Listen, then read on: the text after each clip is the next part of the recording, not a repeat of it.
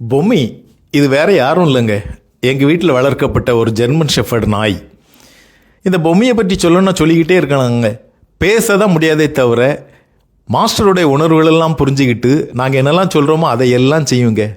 ஒரு வெளியால் உள்ள விடாது.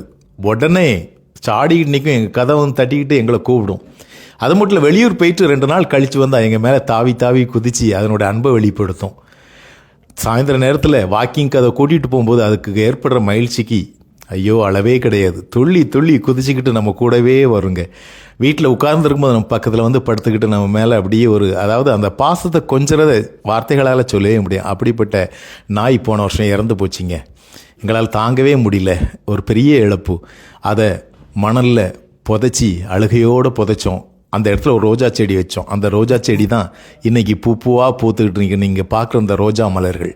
பொம்மி உயிரை விட்டாலும் பூவாக மலர்ந்து எங்களுக்கெல்லாம் மகிழ்ச்சி அளிக்கிறது என்பதுதான் உண்மை. நன்றி.